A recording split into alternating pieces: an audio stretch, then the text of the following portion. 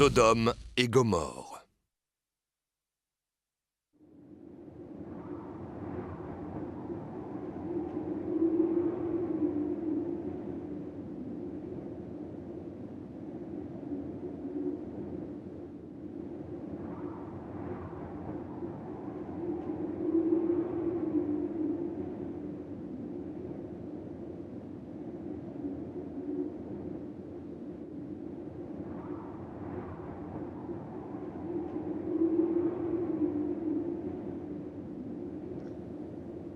Eh bien, dis-moi, combien de femmes est-ce qu'il y a dans ce campement? Tu veux savoir combien de jeunes femmes? Oui, bien sûr, je ne parle que des jeunes filles. Elles devraient être au moins 10. Alors nous ne devons plus attendre. Les hommes de Sodome nous paieront avec des pièces d'or en échange de ces jeunes femmes, tout comme pour les jeunes hommes. Alors allons-y, en avant, en avant! Ya! Ya!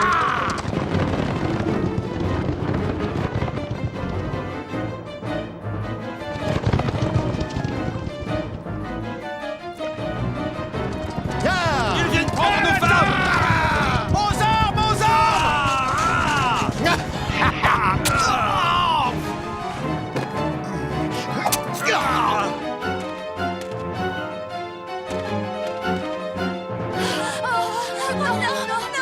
Pitié, pitié, mes seigneurs, ayez pitié de nous, dites-nous au moins où vous emmenez nos enfants. Nous les vendrons aux hommes de Sodome. Ne vous inquiétez pas pour elles, elles vivront une vie agréable et douce en ville. Une vie bien plus confortable qu'ici dans ce vieux camp.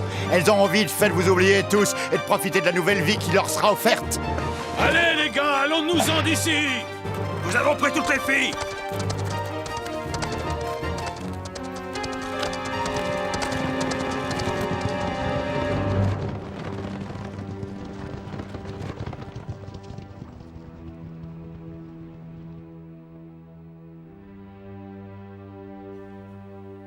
Est-ce que c'est vrai que nous ne les reverrons plus jamais? Que les villes de Sodome et de Gomorrhe soient châtiées par le Très-Haut.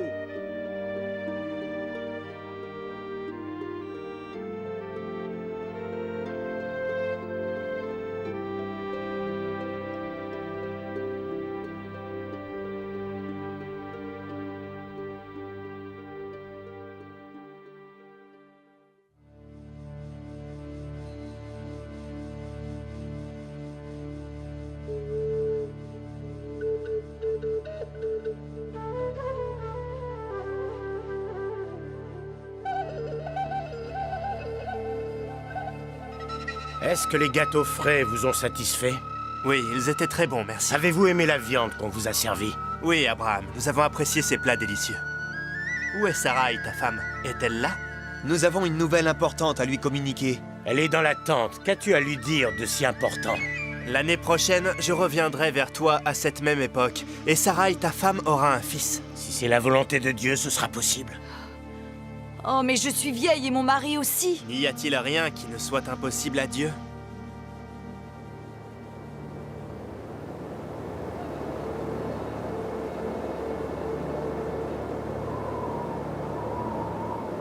Regardez, ce sont les villes de Sodome et Gomorrhe. C'est dans cet endroit que nous devons nous rendre à présent. Sodome et Gomorrhe sont des villes où domine le mal. Pourquoi vouloir vous y rendre? Parce que l'Éternel a dit, le cri de Sodome et Gomorrhe s'est accru et leur péché est devenu énorme. C'est pourquoi je vais descendre et je verrai s'ils ont agi entièrement selon le bruit venu jusqu'à moi. Et si cela n'est pas, je le saurai. Si c'est la volonté de Yahvé qu'il guide vos pas.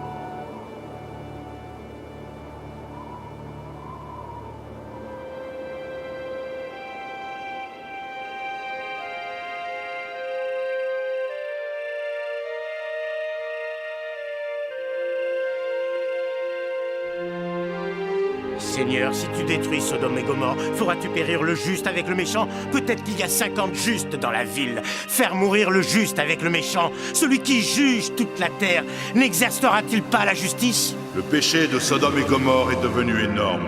Leurs cris sont montés vers moi. Mais je ne ferai pas mourir le juste avec le méchant. Si je trouve dans Sodome 50 justes au milieu de la ville, je pardonnerai à toute la ville grâce à eux. J'ai osé parler au Seigneur, moi qui ne suis que poussière et cendre. Peut-être des 50 justes, en manquera-t-il 5? Pour 5, détruiras-tu toute la ville? Si c'est le cas, si je trouve 45 justes dans la ville, je ne la détruirai pas. Que le Seigneur ne s'irrite pas contre moi. Peut-être s'y trouvera-t-il 40 justes, ou peut-être seulement 30 ou 20, ou bien 10 uniquement. Abraham, je ne ferai rien si je trouve 10 justes. Je ne la détruirai pas. Seigneur, je te remercie, mon Dieu souverain.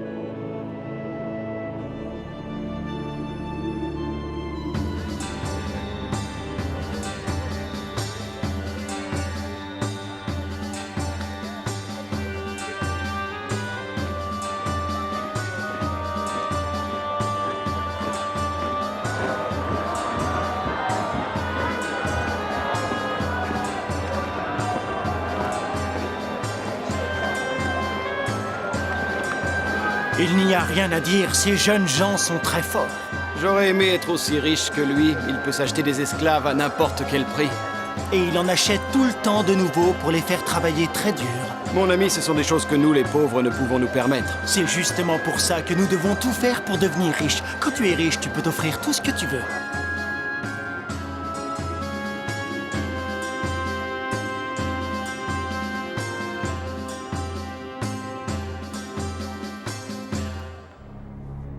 Tu devrais retirer toutes les pierres précieuses des bijoux que contient ce coffre, monseigneur. Pourquoi le ferais-je? Elles ne servent à rien sous cette forme. Tu ne peux les offrir à qui que ce soit sans prendre le risque de le rendre à son propriétaire d'origine. Mais si tu enlèves les pierres, tu pourras te faire de nouveaux bijoux. Ou bien alors faire fondre l'or et l'argent pour les transformer en pièces. Après seulement, tu pourras les distribuer si le cœur t'en dit. Ou alors tu pourrais utiliser cet or pour te faire confectionner une nouvelle couronne pour les cérémonies à venir ou pour impressionner les rois des villes alentours. Vous m'avez convaincu, mais je me retrouverai avec un coffre vide et tout le monde dira que je suis devenu pauvre.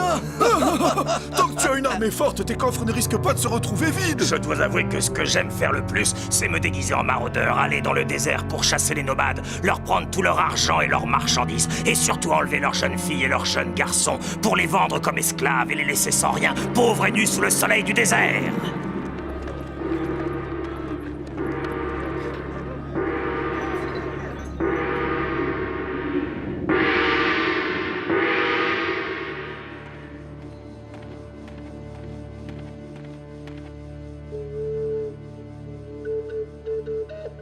Lot, lève-toi.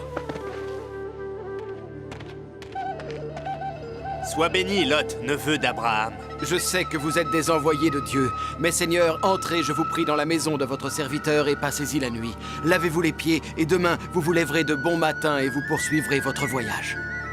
Non, nous te remercions, mais nous passerons la nuit dans la rue. Ce serait un grand déshonneur pour moi si j'acceptais cela. Je ne peux pas vous laisser dormir dans la rue comme des animaux. Vous devrez venir dans ma maison pour manger et vous reposer. Je ne pourrais pas y retourner sans vous. Ce serait une grande honte pour moi si vous passiez la nuit dans la rue. Je vous en prie.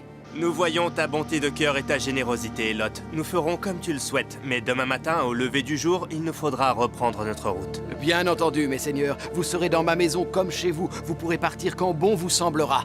Vous êtes les bienvenus dans ma maison. Suivez-moi, mes seigneurs.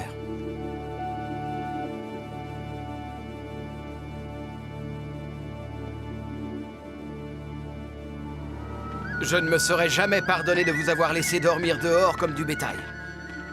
Qui sont ces deux étrangers qui accompagnent Lot? On dirait que ces hommes sont des invités de Lot. Peut-être qu'ils sont chaldéens, comme son oncle Abraham, qui a combattu aux côtés de notre roi. Oui, il y a très longtemps maintenant, mais je n'ai pas oublié toutes les histoires que mon père m'a racontées.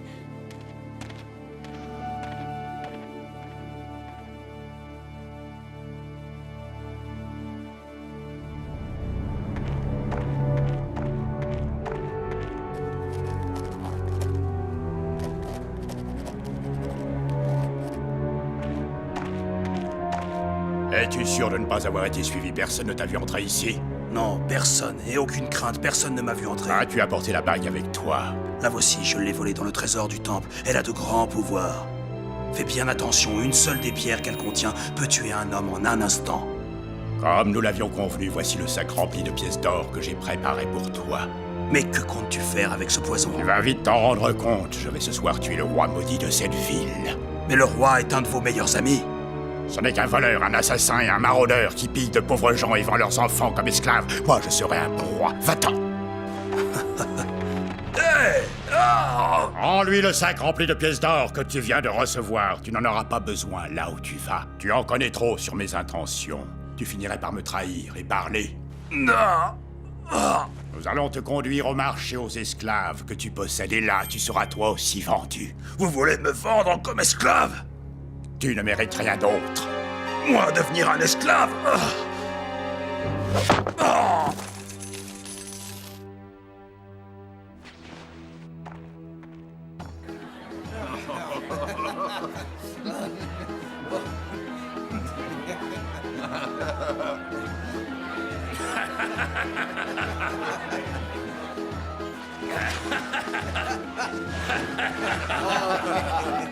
Allez, santé.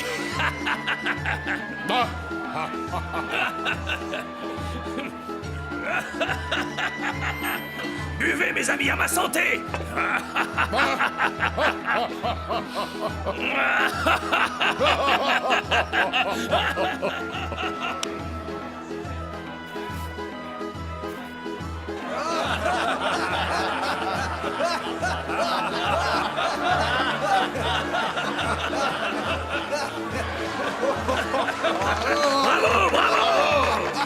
Bravo, bravo. Bois, mon ami, je veux que tu boives dans mon verre avec moi. Bois, tu m'entends, bois.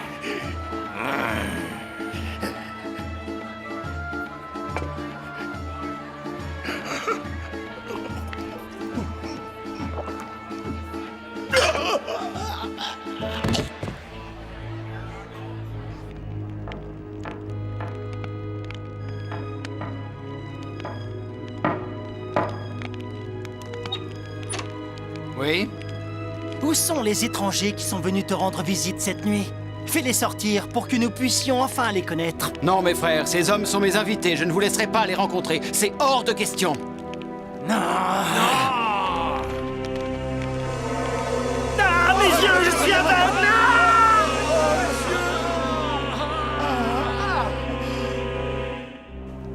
Nous vivons au milieu d'un peuple dont le péché est grand. Ils veulent s'attaquer à nous. Le Dieu éternel a déjà rendu son jugement contre cette ville dont les péchés sont grands. C'est grâce à la puissance du Dieu des cieux que nous sommes encore en vie. Et maintenant, que devons-nous faire, mes seigneurs? Prends tous ceux qui sont avec toi et tout ce qui t'appartient dans la ville, fais-les sortir de ce lieu. Car nous allons détruire cette ville à cause de la violence et du péché qui y règne. Mais toi, Lot, tu as été trouvé juste aux yeux de Dieu. Fais donc sortir toute ta maisonnée, tes fils et tes filles, de peur qu'ils ne périssent dans les ruines de la ville, car nous allons la détruire par le feu. Pilar, ce vieux singe se croyait bien plus malin que moi. Il était très riche et j'avais commencé à l'espionner en cachette. Demain matin, j'irai prendre toutes ses affaires et voler son or. Alors tu deviendras encore plus riche, sans doute le roi le plus riche et le plus puissant de toute la terre. Levons nos verres à ta gloire et à ta santé, ô notre roi. Gloire à sa majesté! À la richesse et à l'argent, qu'il y ait toujours une abondante nourriture à ma table, que je sois le maître absolu sur les hommes et les femmes, et que ma force les fasse trembler. C'est là ce que je veux. Buvons à mon bonheur!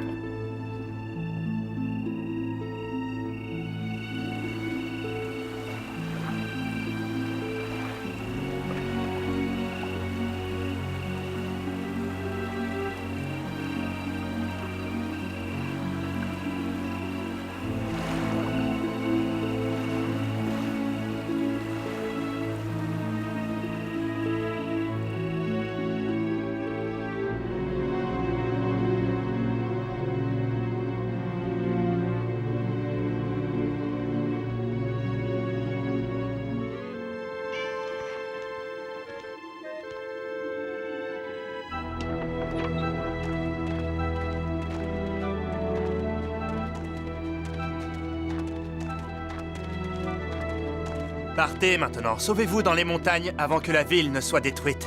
Alors vous allez vraiment détruire toute la ville? C'est la décision du Très-Haut.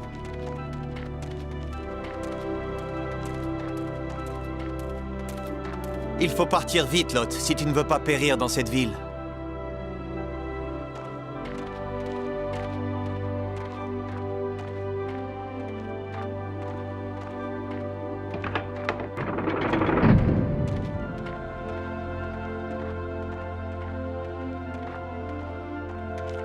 Maintenant, tu seras en sécurité. Sauve-toi pour préserver ta vie et ne regarde pas en arrière. Et ne t'arrête pas dans la plaine. Sauve-toi dans les montagnes de peur que tu ne périsses dans la destruction de cette ville. Ne t'arrête pas et ne te retourne pas pour regarder derrière ton épaule.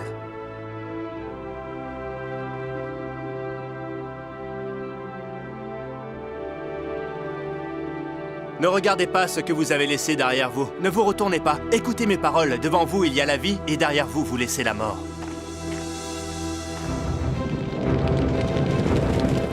Sauvons-nous vite avant que Dieu ne détruise toute la ville! Lot, est-ce que tu deviens fou? Tu voudrais partir en laissant tout ce que tu possèdes dans la ville? Tu veux nous faire vivre comme des nomades dans la montagne? Je veux obéir à Dieu et garder ma vie sauve. Tu dois certainement avoir perdu la tête, Lot. Allez, viens, nous ne devons pas nous arrêter. Nous devons nous réfugier dans la ville de Tsoar, car la montagne est trop loin et nous ne pourrions pas l'atteindre avant que Dieu ne déverse sa colère sur Sodome.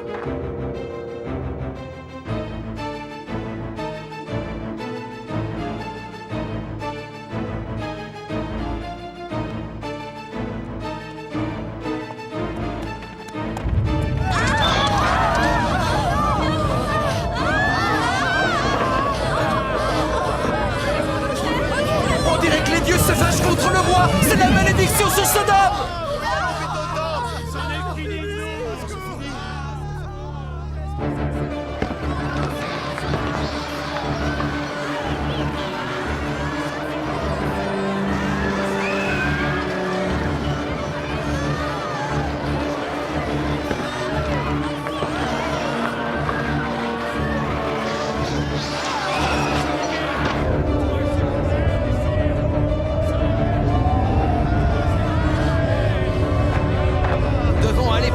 Laissez les sacs qui sont trop lourds. Et surtout, ne vous retournez pas. Avancez droit devant vous. Nous allons y arriver.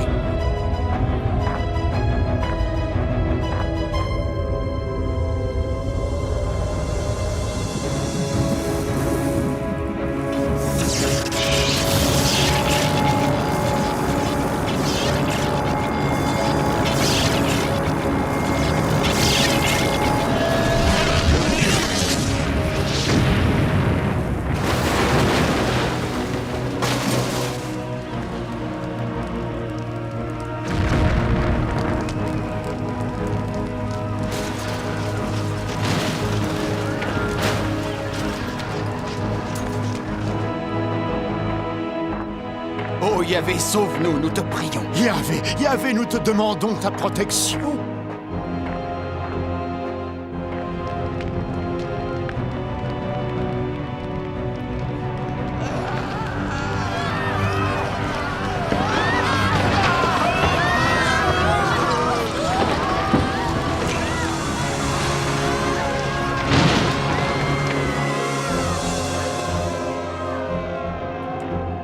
Sodome est en train de brûler et je brûle avec elle. Je vais tout perdre, ma jolie maison, tout dans cette ville que j'aimais tant.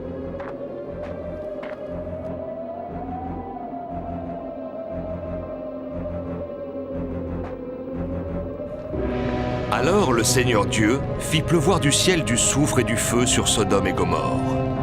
Il détruisit toute la plaine et tous les habitants des villes, ainsi que toutes les plantes de la terre.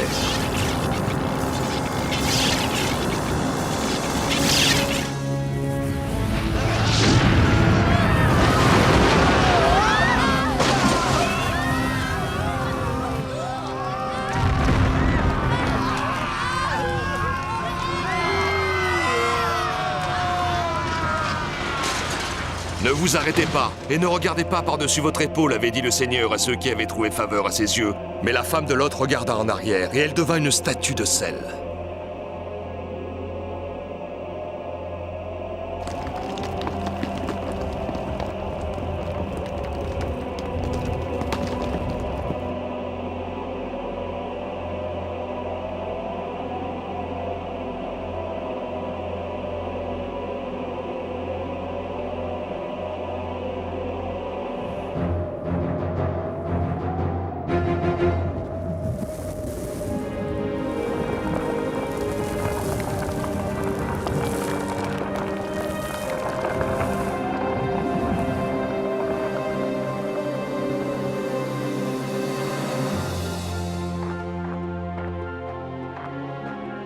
Arrêtons-nous un instant pour reprendre notre souffle. Mais ne vous retournez pas. Profitons de cet instant pour remercier notre Créateur. Merci à toi, Seigneur, pour ta miséricorde et pour ta bonté.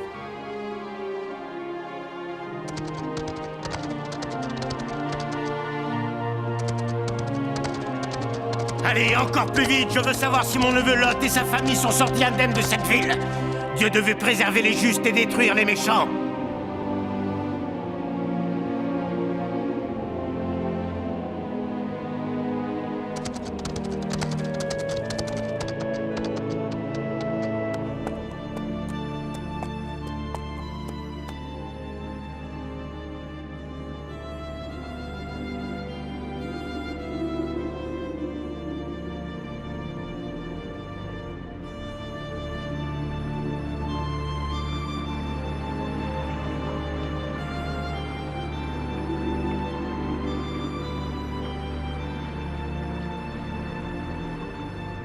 Comme il l'avait promis, Dieu a vraiment détruit cette ville par le feu. Je vois de la fumée au loin. Sodome et Gomorrhe ne sont plus, et leurs péchés ont disparu avec elle. Ses messagers l'avaient annoncé. Mais que sont devenus mon neveu Lot et sa famille?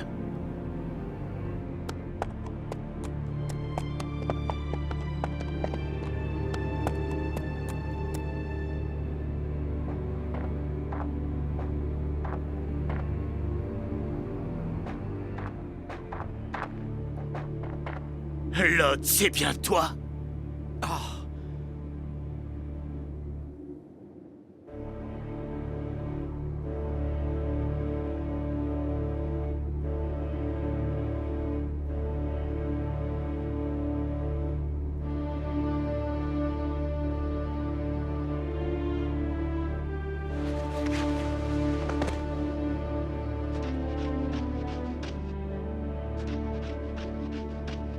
Oh, merci Seigneur.